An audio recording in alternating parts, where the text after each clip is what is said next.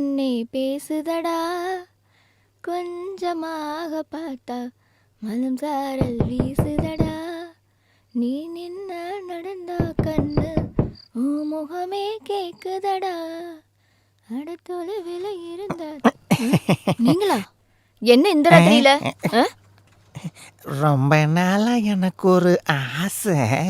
என்ன இல்ல உன் கூட போடா வெளியில. சத்தம் போட்டு ஊர்க்காரங்களை கூட்டி என் மானத்தை வாங்கிடாதடி. மானம் போக கூடாதுன்னா இங்க இருந்து வெளியில போடா போடா. நீ என்னங்க பண்ற? இல்ல அதுக்கு என்ன, நான் மீனோட காசை வாங்க வந்தேன். மீனோட காசா? இந்த நேரத்துல மீன் விக்கிற? என்ன விட்டுரு. நீ சொல்ற காமெடி நல்லா தான் இருக்கு. இதுக்கப்புறம் உன்னை இங்க பார்த்தனா உன் கையை காலை உடைச்சு போட்டுரும். போடா போய்ங்க. ஐயோ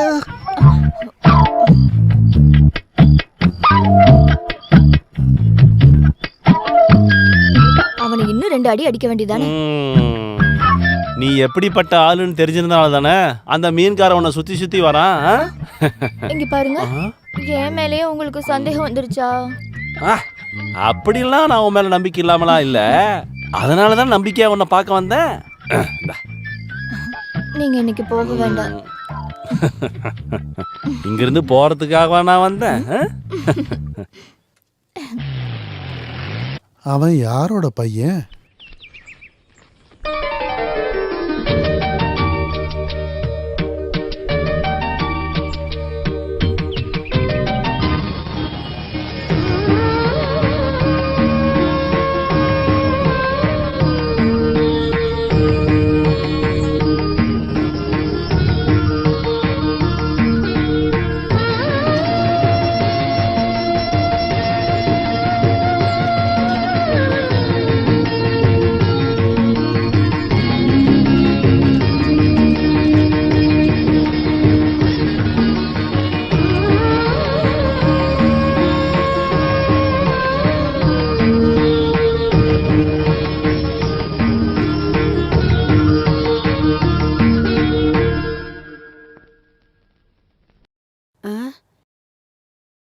முதலாளி,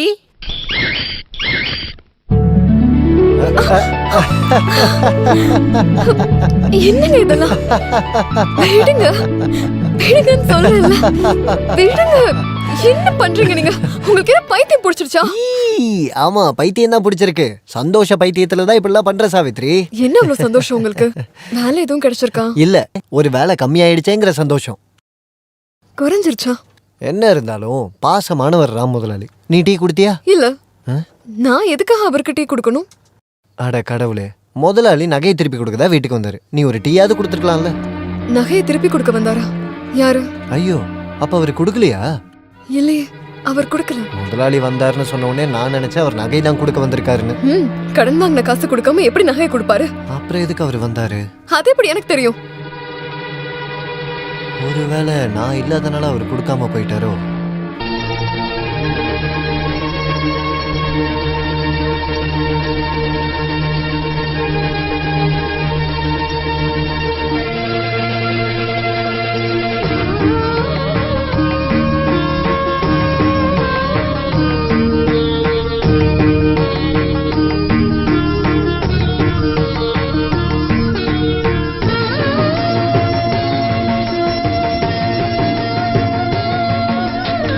இங்க யாரும் இல்லையா? யாரு? நான் தான், ராமு முதலாளி.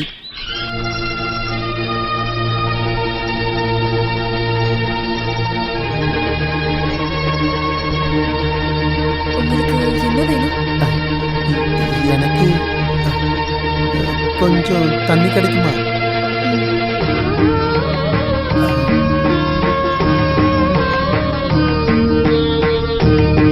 அம்மா தாயே, எல்லாம் நல்லபடியா நடக்கணும்.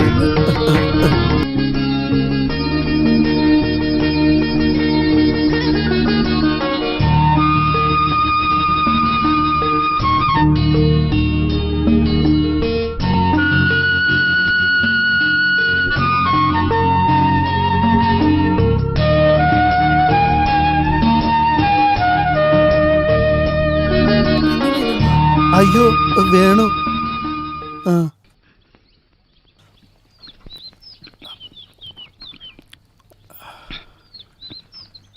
என்ன ஸ்வீட்டா இருக்கு. இந்த கை பக்குவம் சொல்றது இதானா? பச்சை தண்ணி கூட எவ்வளோ ஸ்வீட்டா இருக்கு. கொஞ்சம் நில்லுமா. கையிலையும் கழுத்துலையும் எதுவுமே இல்லையே. அந்த நீலகண்ட எல்லாத்தையும் வித்து தின்னுட்டான்ல.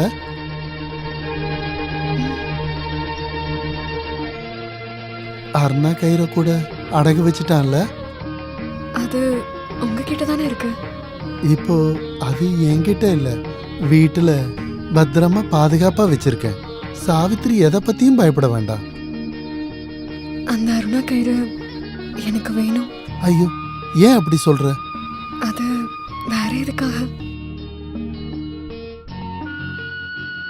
உங்களுக்கு எதுக்கு என்னோட அருணா கயிறு? அத என்கிட்ட கொடுத்துருங்களேன். தருவேன்.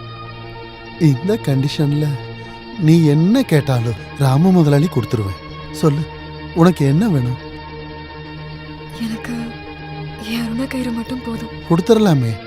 அத நாளைக்கு கொடுத்துருட்டா? ம், நாளான்னைக்கு தரட்டுமா? சாவித்திரி, நாளைக்கே கொடுத்துட்றேன். ஈஸ்வரா, கிடைச்சது கூட இல்லாம போயிடுமோ? நாளைக்கு காலங்காத்தால ஆன உடனே நீலகண்டனை அனுப்பிவிடு. உன்னோட அரணா கயிறை இந்த ராமு முதலாளி கொடுத்து விட்டுருவேன். என் மேல எப்பவுமே தனி பாசம்தான். என்னை எப்படியாவது தூக்கிட்டு வந்து என் வீட்லயே சேர்த்துடும். நல்ல வேலை இங்கே தூண் இருந்துச்சு. சாமி, இனி எல்லாமே உன் கையில் தான் இருக்கு.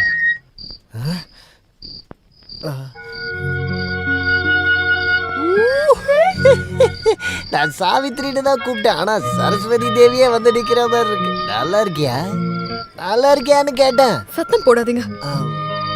பிடிச்சிக்க பார்த்து பத்திரமா உள்ள கூட்டு போ.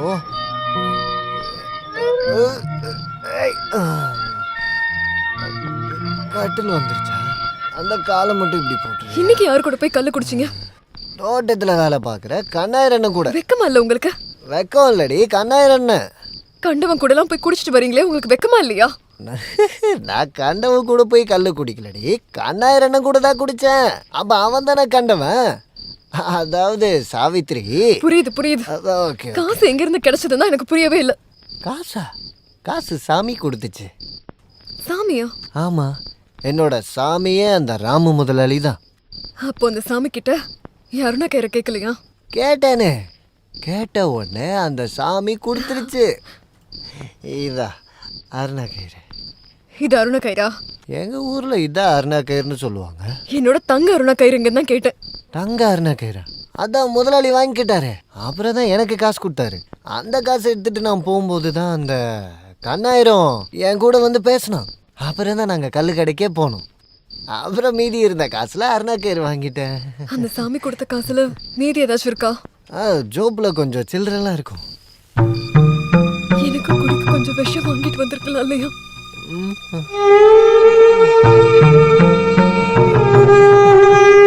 இந்த அருணா கயிறு எவ்வளோ நீளமா இருக்கு.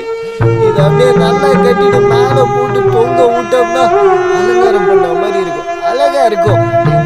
காய போடலாம்.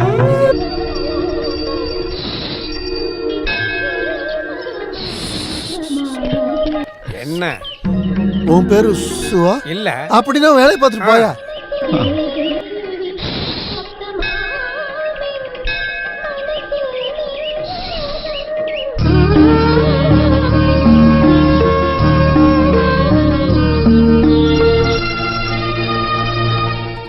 தேவி, அரணா கயிறு கொடுக்காதனால என் தலை வெடிச்சு சாகணும்னு நீ வேண்டிக்கிறியா என்ன? சாவித்திரி, நான் இது வரைக்கும் எந்த தப்புமே பண்ணதில்லை. நீலகண்டன் கேட்ட காசையும் நான் கொடுத்துட்டேன். அந்த அருணா கயிறை நானே வச்சுக்கிறேனே. இதுக்கு சரோஜினி அக்காவுக்கு கட்டுறதுக்கு தானே? ஐயோ, இது அவளால கட்டிக்க முடியுமா? அவளுக்கு கட்டணும்னா 1/2 கிலோல அருணா கயிறு வாங்கணும். ஏன் போட வேண்டியதானே? நீ அது இதுன்னு சொல்லி என்னோட மூட ஸ்பாயில் பண்ணாத. நான் உனக்கு ஒரு உண்மையை சொல்லட்டுமா? ஏய் பிசாசு தலையன், என்ன பார்க்காத, அங்க பாரு. சாவித்திரி, நான் ஒரு உண்மையை சொல்லட்டுமா? எனக்கு படுத்த தூக்கம் வரல. வயசாயிடுச்சுன்னா எல்லாருக்கும் அப்படிதான் இருக்கும். இல்ல இது அந்த மாதிரி தூக்கம் இல்லைன்றது இல்ல. அரணா கயிறு கிடைச்சதுன்னா என்னோட எல்லா பிரச்சனையும் தீந்துரும். நீ அதை கொடுப்பியா? உங்களுக்கு இப்போ தேவைப்படுறது அருணா கயிறு இல்ல, அப்புறம் சங்கிலி. சங்கிலியா? அது எதுக்கு? உங்களை கட்டுறதுக்கு தான். வேற எதுக்கு? யாருக்கு கட்ட போறீங்க? இங்க வாயேன். ஐயோ ஈஸ்வரா. சாவித்ரி, சாவித்ரி, நீ எந்த பதிலும் சொல்லலையே. அரணா கயிறை நான் எடுத்துக்கிட்டுமா? அது உங்ககிட்ட தானே இருக்கு, அப்புறம் ஏன் என்கிட்ட கேக்குறீங்க? இருந்தாலும் உன்னோட பெர்மிஷன் இல்லாம அது எனக்கு வேண்டாம்.